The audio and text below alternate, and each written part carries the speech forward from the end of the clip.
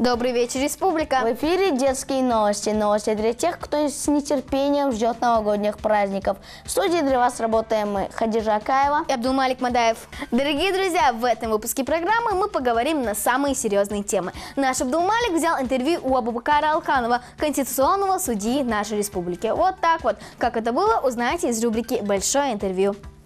Почему все встают, когда судья заходит в зал суда? И зачем ему нужен молоток? Думаете, вы это знаете? А вот и нет. Наши постоянные эксперты удивят вас своим, очень оригинальным мнением. 10 декабря весь мир отметил День защиты прав животных. Так какие права есть у животных? Мы попробовали это выяснить. Внимание, ребята! Сегодня мы с Хадижей открываем конкурс, посвященный нашей программе. О его правилах вы узнаете чуть позже. Но обо всем по порядку. Итак, мы начинаем. Здравствуйте, Абубакар Ахметович. Добрый день.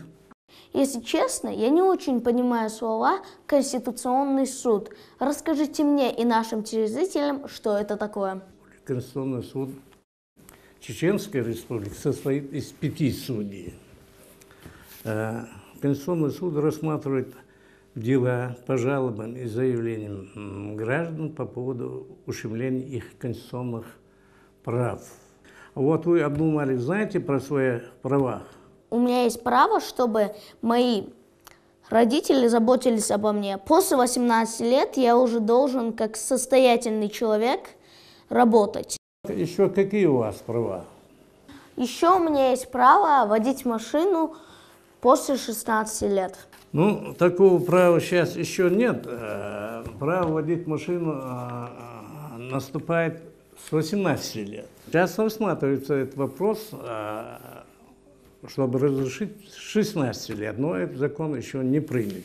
Еще до 18 лет, если меня арестуют за какое-либо преступление, меня не посадят в тюрьму. То, что вы сказали, что до 18 лет, если вы совершите преступление, то вы будете не наказаны, это неправда. Ответственность по уголовному законодательству по некоторым видам преступлений наступает с 14 лет.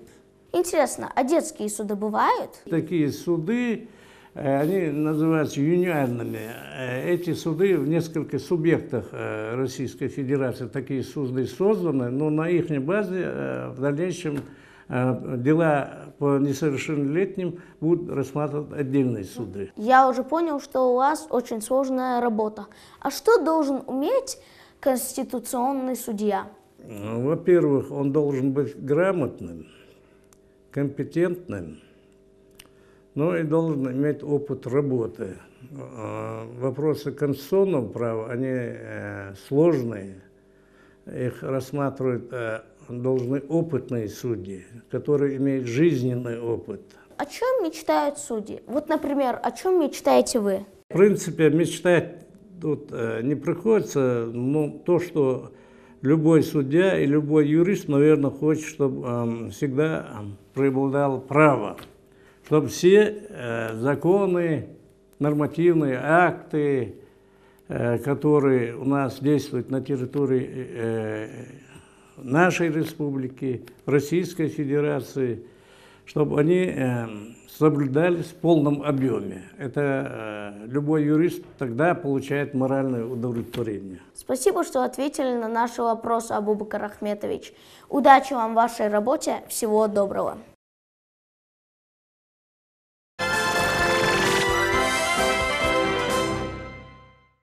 Итак, ребята, как и обещали, мы расскажем вам о правилах нашего новогоднего конкурса. Дорогие друзья, присылайте стихи и рисунки, посвященные нашей программе. 28 декабря в нашем новогоднем выпуске мы объявим имена победителей. Эти счастливчики получат замечательные призы от нашей программы. Присылайте ваши работы на электронный адрес, который вы видите сейчас на экране. Кроме того, вы можете прислать их через WhatsApp на номер 8 928 943 71 30. Если не можете сделать это сами, попросите кого-нибудь из старших помочь вам. Ну а сейчас пора передать слово нашим постоянным экспертам. Почему все встают, когда судья заходит в зал суда? И зачем судье нужен молоток? Послушаем мнение наших маленьких экспертов.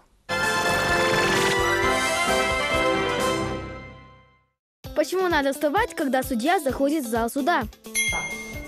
Потому что судья главный. Его все боятся. Потому Анастасия. Потому что он судья самый главный. Потому что он страшный. Зачем судье нужен молоток? Чтобы гвоздик забить. Чтобы стукнуть его. Молоток убить. Чтобы они все боялись. Он вот так постучит, и все замолчают. Чтобы его все боялись. Почему детям нельзя работать в суде? Потому что они маленькие. Не надо судья. Потому что им надо в садик.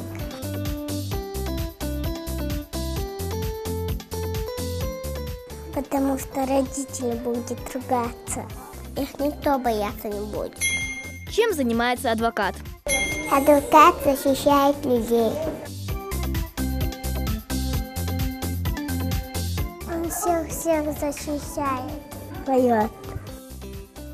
Делает еду. Как узнать, что преступник врет? Ему стыдно, поэтому он краснеет.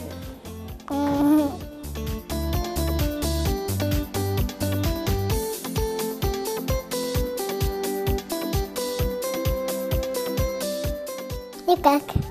Врать нехорошо. Он переживает.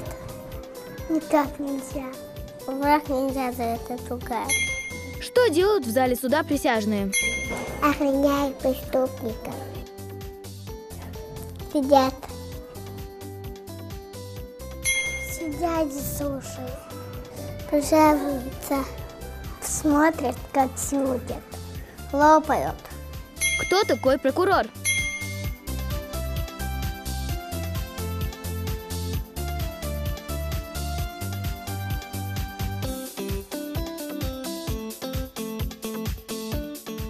Тут судьи, полиционер.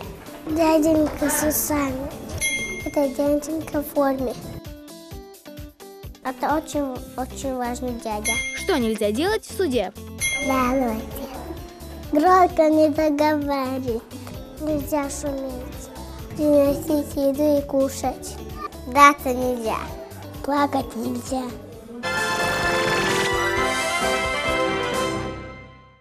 Абдулмалик, вот как ты думаешь, какие права есть у животных? Ну, не знаю. Такие же, как и у людей. Жить до 18 лет с родителями и водить машину? Очень смешно. Я имел в виду право на жизнь, на дом и все такое. В принципе, ты прав, но у них есть такие права, которых уж точно нет у людей. А какие именно, вы узнаете из нашего сюжета.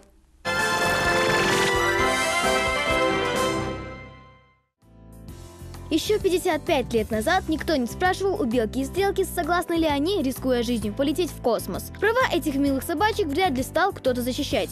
Сегодня другое дело. Почти во всех странах есть законы, защищающие животных. Те, кто борется за права животных, даже придумали специальный праздник. Теперь каждый год 10 декабря отмечается Международный день прав животных.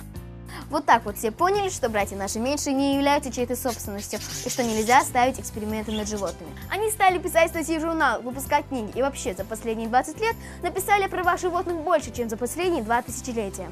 Интересно, а знают ли жители нашего города о правах животных? Устроим-ка небольшой опрос. Если ты купил в магазине кошку, собаку или рыбу, то за ним ты должен ухаживать. Я знаю, что нельзя злить собаку, они могут покусать. Есть такая красная книга, в которой занесены животные редкие.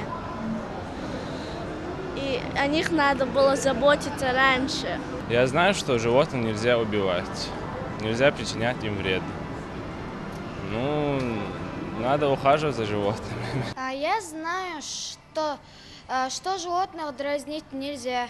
Если их будут дразнить, они на тебя покусают, поцарапают.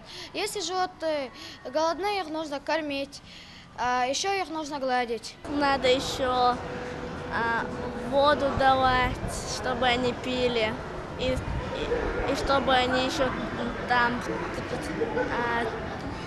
траву пожевали.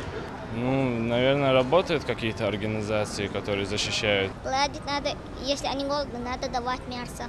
Отличие от человека, у животных есть право убивать. И это закреплено у него в декларации.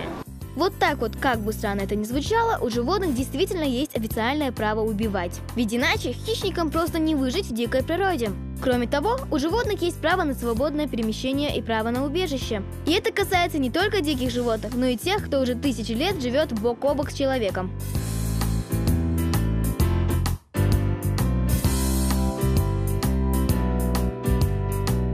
Кстати, а вы знаете, что считается преступлением держать цыплят в тесных клетках? Что нельзя кататься на лошади больше 3 часов, и обязательно надо дать отдохнуть.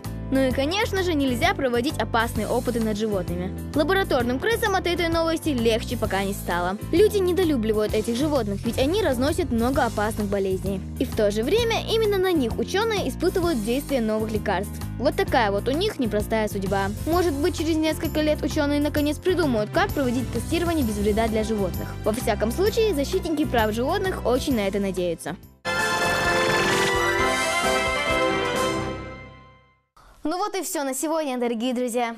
Ребята, еще раз напоминаем правила нашего новогоднего конкурса. Присылайте стихи и рисунки, посвященные нашей программе. 28 декабря в нашем новогоднем выпуске мы объявим имена победителей. Эти счастливчики получат замечательные призы от нашей программы. Присылайте ваши работы на электронный адрес, который вы видите сейчас на экране. Кроме того, вы можете прислать их через WhatsApp на номер 8 928 943 71 30. Если не можете сделать это сами, попросите кого-нибудь из старших помочь вам. Дорогие друзья, время нашего эфира подошло к концу. Нам надо прощаться. Обязательно увидимся на следующей неделе. Всего доброго! Thank you.